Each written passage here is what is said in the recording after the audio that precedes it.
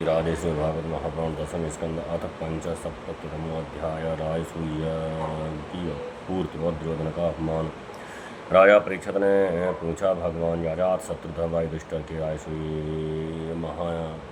राजसूय यज्ञ महोत्सव को देखकर जितने मनुष्य नरपत ऋषि मुनि और देवता आज आए थे वे सब आनंदित हुए, परम दुर्योधन को बड़ा दुख बड़ी पीड़ा हुई है। बात मैंने आपके मुख से सुनी है, भगवान आप कृपा करके इसका कारण बतलाइए। श्री सुखदेव जी महाराज ने कहा, परीक्षित तुम्हारे दादा युधिष्ठिर बड़े महात्मा थे। उनके प्रेम बंधन से बंधकर सभी बंधु बांधवों ने राजसूय यज्ञ में विभिन्न सेवा कार्य स्वीकार किया था। भीमसेन भोजनालय की देखरेख करते थे, दुर्योधन कोषाध्यक्ष थे, महादेव अभ्यागतों के सहदेव अभ्यागतों के स्वागत में सत्कार में नियुक्त थे और नकुल विविध प्रकार की सामग्री एकत्रित करने का काम देखते थे। अर्जुन गुरुजनों की सेवा शुश्रूषा करते थे और स्वयं भगवान श्री कृष्ण आए हुए अतिथियों के पांव पखाड़ने का काम करते थे। देवी द्रौपदी भोजन परसने का काम करती और उदार शिरोमणि कर्ण खुले हाथों दान दिया करते थे। परीक्षित इसी प्रकार सात्विक विकट हार्दिक्य विदुर भूरिश्रवा आदि बहिरी के पुत्र और संतर्दन आदि राजसूय यज्ञ में विभिन्न कर्मों में नियुक्त थे। वे सबके सब वैसा ही काम करते थे जिससे महाराज युधिष्ठिर का प्रिय और हित हो। परीक्षित जब ऋतध्वज सदस्य और बहुत पुरुषों का तथा अवनिष्ठ मित्र एवं बंधु बांधवों का सुमधुर वाणी विभिन्न प्रकार की पूजा सामग्री और दक्षिणा आदि से भली भांति सत्कार हो चुका तथा विश्वपाल भक्तवत्सल भगवान के चरणों में समा गया, तब धर्मराज युधिष्ठिर गंगा जी में ज्ञान स्नान करने के गए। उस समय जब वे अवव्रत स्नान करने लगे तब मृदंग शंख ढोल नौबत नगारे और नरसिंह आदि तरह तरह के बाजे बजने लगे। नर्तकियाँ आनंद से झूम झूम कर नाचने लगीं, झुंड के झुंड गवैये गाने लगे और वीणा बांसुरी तथा झांझ मजीरे बजने लगे। इनकी तुमुल ध्वनि सारे आकाश में गूंज गई। सोने का हार पहने हुए युद्ध सृज कंबोज कुरु केकय और कौशल देश के नरपति रंग बिरंगी ध्वजा पताकाओं से युक्त और खूब सही धजे गजराजों रथों घोड़ों तथा सुरक्षित वीर सैनिकों के साथ महाराज युधिष्ठिर को आगे करके पृथ्वी को कंपाते हुए चल रहे थे। यह के सदस्य ध्वज और बहुत से श्रेष्ठ ब्राह्मण वेद मंत्रों का ऊंचे स्वर से उच्चारण करते हुए चलिए देवता ऋषि पितर गंधर्व आकाश से पुष्पों की वर्षा करते हुए उनकी स्तुति करने लगे। इंद्रप्रस्थ के नर नारी इत्र फुलेल पुष्पों के हार रंग बिरंगे वस्त्र आदि बहुमूल्य अंशों से सज रज कर एक दूसरे पर जल तेल दूध मक्खन आदि रस डालकर भिगो देते, एक दूसरे के शरीर में लगा देते और इस प्रकार कीड़ा करते हुए चलने लगे। व्यवहारांगनाएं पुरुषों को तेल गोरस सुगंध जल हल्दी और गाढ़ी केसर मल देती और पुरुष भी उन्हें उन्हीं वस्तुओं में सरावर कर देते। उस समय इस उत्सव को देखने के लिए जैसे उत्तम विमानों पर चढ़कर आकाश में बहुत सी देवियाँ आई थीं, वैसे ही सैनिकों के द्वारा सुरक्षित इंद्रप्रस्थ की बहुत सी राज महिलाएं भी सुंदर पालकियों पर सवार होकर आई थीं।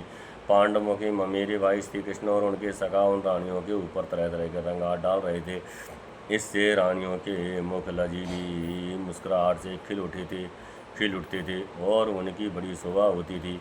जिन लोगों के रंग आदि डालने से रानियों के वस्त्र भीग गए थे, इससे उनके सही रंग प्रत्यंग वक्ष स्थल जंघा और कटिभाग कुछ दिख से रहे थे।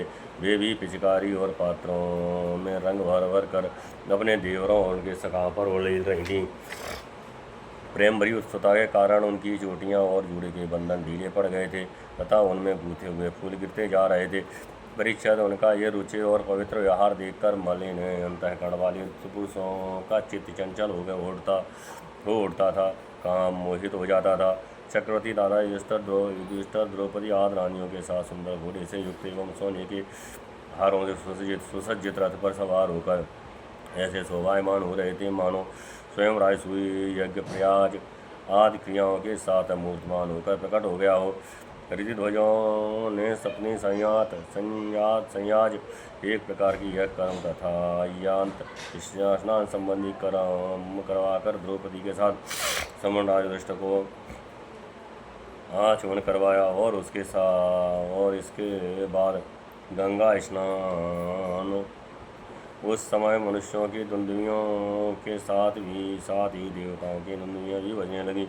बड़े बड़े देवता ऋषि मुनि पितर और मनुष्य पुष्पों की वर्षा करने लगे। महाराज युधिष्ठिर के स्नान कर लेने के बाद सभी वर्णों एवं आश्रमों के लोगों ने गंगा जी में स्नान किया, क्योंकि इस स्नान से बड़े से बड़ा महापापी भी अपनी पाप राशि से तत्काल मुक्त हो जाता है। तदनंतर धर्मराज युधिष्ठिर ने नई रेशमी धोती और दुपट्टा धारण किया तथा विविध प्रकार के आभूषणों से अपने को सजा लिया। फिर ऋतुध्वज सदस्य ब्राह्मण आदि को वस्त्राभूषण देकर उनकी पूजा की। महाराज युधिष्ठिर भगवत प्राण थे, उन्हें सब में भगवान के दर्शन होते थे, इसलिए वे भाई बंधु कुटुंबी नरपति इष्ट मित्र हितैषी और सभी लोगों की बार बार पूजा करते। उस समय सभी लोग जड़ाऊ कुंडल पुष्पों के हार पगड़ी लंबी अंगरखी दुपट्टा तथा मणियों के बहुमूल्य हार पहनकर देवताओं के समान शोभायमान हो रहे थे। स्त्रियों के मुखों की भी दोनों कानों के कर्णफूल और घोंघराली अलकों से बड़ी शोभा हो रही थी तथा उनके कटिभाग में सोने की करदनियाँ तो बहुत ही भली मालूम हो रही थी। परीक्षित राजसूय यज्ञ में जितने लोग आए थे ब्रह्मशीलवान ऋषिध्वज ब्रह्मवादी सदस्य ब्राह्मण क्षत्रिय वैश्य शूद्र राजा देवता ऋषि मुनि पितर तथा अन्य प्राणी और अपने अनुयायियों के साथ लोकपाल, इन सबकी पूजा महाराज युधिष्ठिर ने की। इसके बाद वे लोग धर्मराज से अनुमति लेकर अपने अपने निवास स्थान को चले गए। परीक्षित जैसे मनुष्य अमृत पान करते करते कभी तृप्त नहीं हो सकता, वैसे ही सब लोग भगवत भक्त ऋषि युधिष्ठिर के राजसूय महायज्ञ की प्रशंसा करते करते तृप्त न होते थे। इसके बाद धर्मराज युधिष्ठिर ने बड़े प्रेम से अपने हितैषी हृदय संबंधियों भाई बंधुओं और भगवान श्री कृष्ण को भी रोक लिया, क्योंकि उन्हें उनके बिछोह की कल्पना से ही बड़ा दुख होता था। परीक्षित भगवान श्री कृष्ण ने यदुवंशी वीर सांब आदि को द्वारकापुरी भेज दिया और स्वयं राजा युधिष्ठिर की अभिलाषा पूर्ण करने के लिए उन्हें आनंद देने के लिए वहाँ रह गए। इस प्रकार धर्मनंदन महाराज युधिष्ठिर और मनोरथों के मान समुद्रों को जिसे पार करना अत्यंत कठिन है, भगवान श्री कृष्ण की कृपा से अनायास ही पार कर गए और उनकी सारी चिंता मिट गई। एक दिन की बात है, भगवान ने परम प्रेमी महाराज युधिष्ठिर के अंतःपुर की सौंदर्य संपत्ति और राजसूय यज्ञ द्वारा प्राप्त महत्व को देखकर दुर्योधन का मंडाहासे जलने लगा। एक दिन की बात है, भगवान के परम प्रेमी महाराज युधिष्ठिर के अंतःपुर की सौंदर्य संपत्ति और राजसूय यज्ञ द्वारा प्राप्त महत्व को देखकर दुर्योधन का मंडाहासे जलने लगा।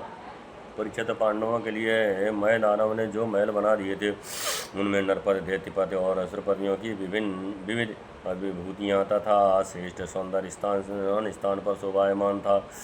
उनके द्वारा राजरानी द्रौपदी अपने पतियों की सेवा करती थी। उस राजभवन में उन दिनों भगवान श्री कृष्ण की सहस्त्रों रानियाँ निवास करती थीं। नितंब के भारी भार के कारण जब वे उस राजभवन में धीरे धीरे चलने लगती थी, तब उनके पायजेब की झनकार चारों ओर फैल जाती थी। उनका कटिभाग बहुत ही सुंदर था तथा उनके वक्षस्थल पर लगी हुई केसर की लालिमा से मोतियों के सुंदर श्वेत हार भी लाल लाल जान पड़ते थे। कुंडलों की और घुंघराली अलकों की चंचलता से उनके मुख की शोभा और भी बढ़ जाती थी।